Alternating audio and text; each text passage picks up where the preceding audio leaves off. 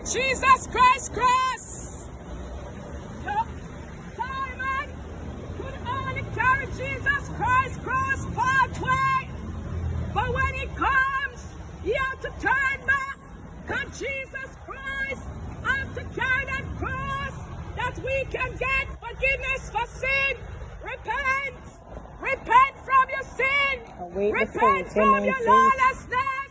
Repent from your abomination. Jesus is calling sinners to repentance. It is written, man shall not live by bread alone, but every word Jesus loves that you. proceeds Repent. out of the Father's mouth. Repent.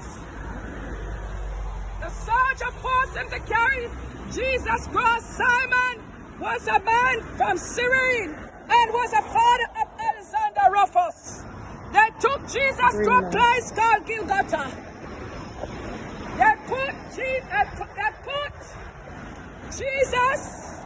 to a place, they carried